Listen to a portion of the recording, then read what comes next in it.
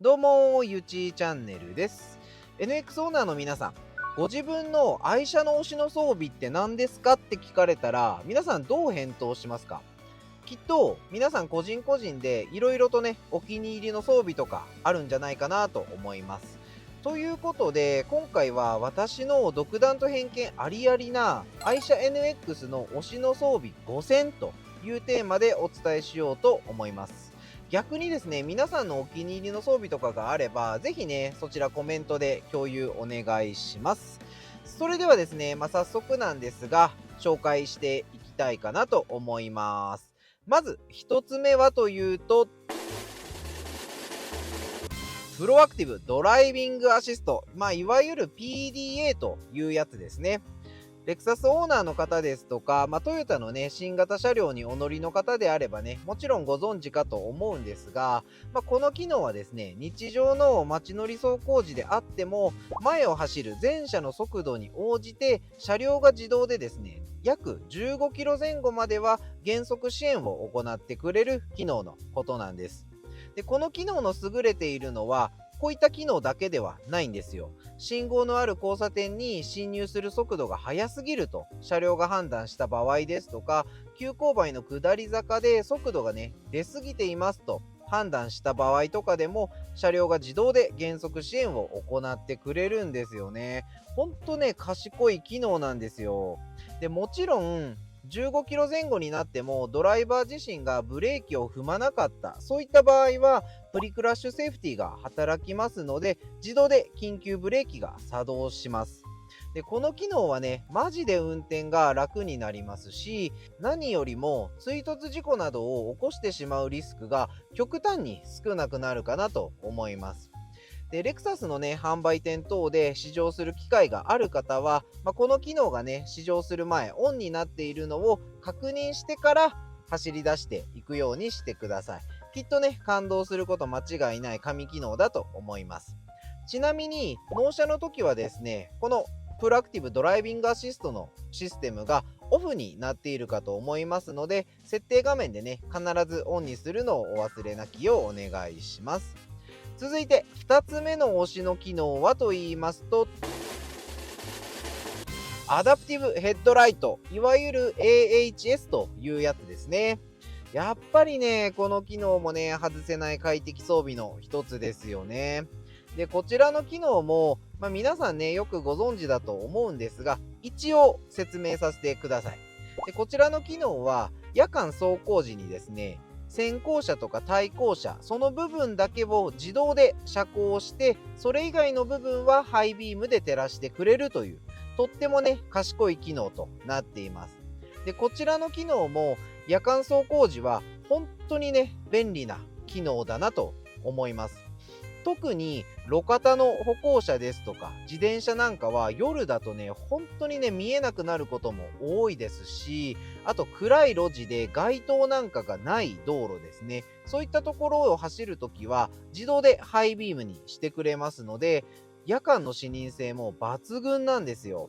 で、人によってはですね、歩行者とか自転車の方に逆にね、そういったハイビームが眩しいんじゃないのって感じる人もいるんじゃないですかって、そういったことをおっしゃる方もいると思うんですけど、私としてはですね、それでもこの機能はね、あった方がいいかなと感じてます。逆に見えなくて事故を起こしてしまうリスクを抱えてしまうよりも、相手方にもですね、注意喚起することができますし、予防安全技術として見れば、とてもね、優秀な機能ではないかなと思いますね。それにですね、ボタン一つでこのアダプティブヘッドライトのシステム、このシステムをオフにすることもできますので、あって損はない機能かなと思います。そして補足なんですが、NX ではこのアダプティブヘッドライトシステム、アレイ式となってまして、RX のブレードスキャン式に比べると遮光機能のね、細やかさに関してはどうしてもね、アレイ式の方がランクダウンとなってるんですが、普段使いではこれでももう十分かなと思います。街灯のある街乗りの時でも、基本は走行中、路肩をね、常に照らしてくれてるので、ガードレールですとか標識、あと街路樹とかですね、そういったものに気づかずね、ミラーとか側面を擦ってしまうリスクも極力減らすことができるかなと思います。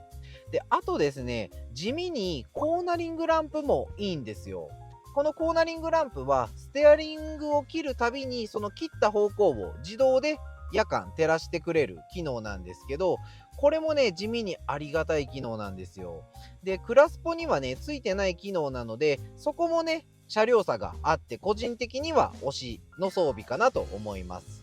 ただ、こちらの機能は NX の250、ベースグレードになるんですが、そちらのモデルでは装着できませんので、その点はご注意ください。で、ベースグレードだと、ハイローの自動切り替えのみとなってまして、アダプティブヘッドライトはオプションでも付けることができない仕様となっています。三眼のヘッドライトがオプションで付けられない仕様ということですね。続いて、個人的推しの装備3つ目はというと、マイレクサスアプリとなります。こちらも最近のレクサス社ですとかトヨタ車、またね、他のメーカーさんとかでも似たようなアプリあるかと思うんですが、この機能も一度使うともうね、抜け出せなくなってしまいます。まさに沼なんですよ。で、私も妻もずっぽりハマってしまってます。で、何がね、一番優秀かというと、やっぱりこれですよ。リモートエアコンですよね。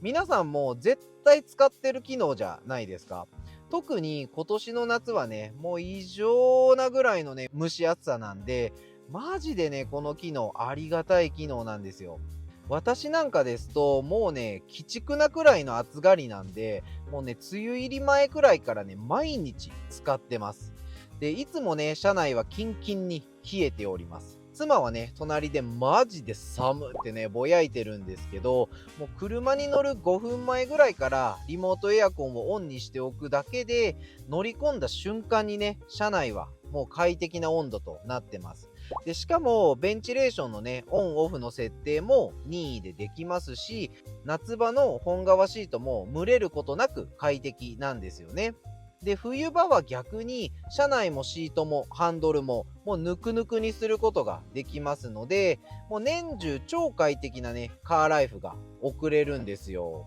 しかし、マイレクサスアプリの有能さはね、これだけではないんですよ。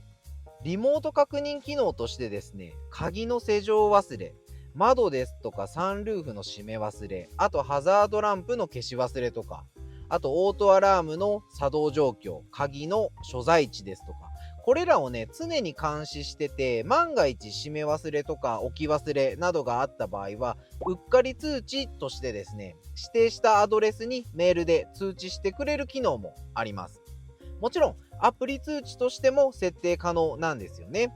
で、私は春先とかですと、気候のいい時期とかは、よくね、サンルーフのチルト機能を使って、車内を換気することがあるんですけど、私ね、ほんとバカなんで、よくね、そのルーフの閉め忘れとかをね、結構してしまってたんですよ。なんですけど、このね、お知らせ機能で何度もね、ルーフが開いてますよ、ルーフが開いてますよって通知が来るんで、それでね、何度も助けられてました。そして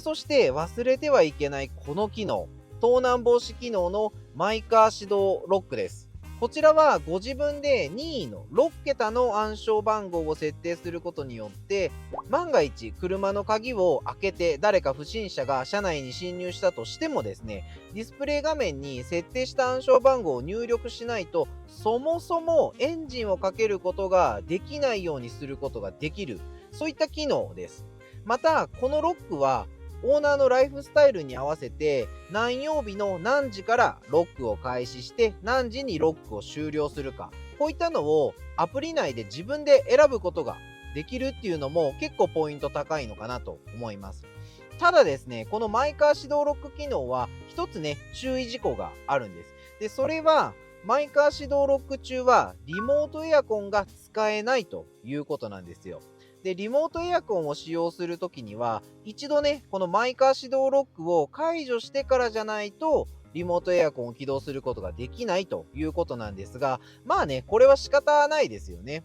どうしてもね、エアコンを使う際は、エンジン始動しないとバッテリー上がり起こしてしまう可能性があるんでね。で、リモートエアコンも10分、20分、そのどちらからか選ぶことができますので、20分間ね、ずっとエアコンを起動するっていうのはね、なかなかバッテリーだけではできませんので、どうしてもね、エンジンをかけないと使えないということになります。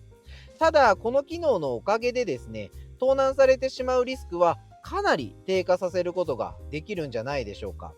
で、こちらの機能は、レクサス車を新車で購入した方であれば、3年間無料。CPO 認定中古車購入の方であれば、2年間無料となってます。で、その後は年間1万9000円払うことで継続することができます。で、別途ね、事務手数料がかかると記載がありました。で、その金額はですね、販売店によって異なると書いてはあったんですが、こういったね、紙機能を月1700円程度で利用できるのであれば、私ならね、絶対継続しちゃいますね。もちろん3年ごとに新車に乗り換えている人であれば、ずーっとね、このマイレクサスアプリ無料で利用できちゃうんですよね。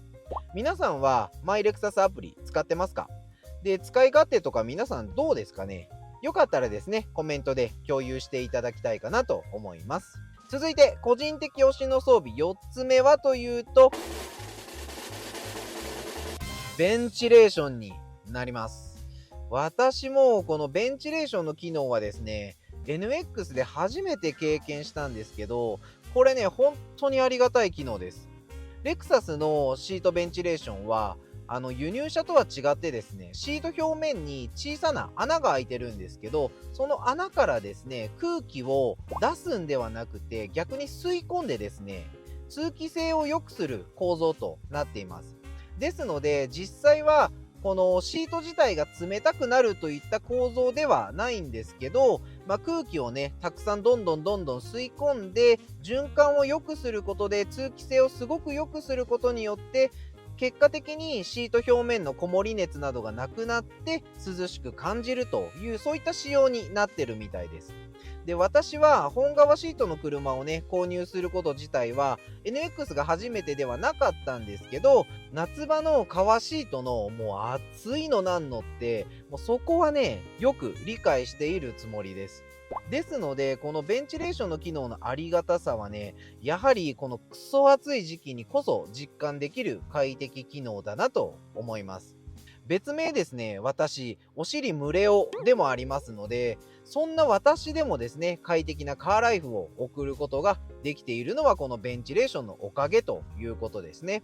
で、私の妻もですね、仕事で、会社の車で移動することがあるんですが、この真夏でね、やっぱりね、会社の車、ベンチレーションがついてない車ですと、やっぱ体がね、なかなかエアコンだけではね、冷え切らないと言ってました。で、特にね、女性は、やはり女の子の日もね、一定期間ありますので、もうそんな時とかはね、特にありがたいっていうことをね、言ってましたね。やはりね、やっぱ蒸れると、どうしてもね、匂いですとかね、あと感触がね、不快だっていうのもあると思いますので、そういった部分でも、このベンチレーションの機能はね、かなり活躍できる、そういった快適機能じゃないかなと思います。で、NX のベンチレーションは3段階調節できますので、自分好みの風量に設定できるのもいいですよね。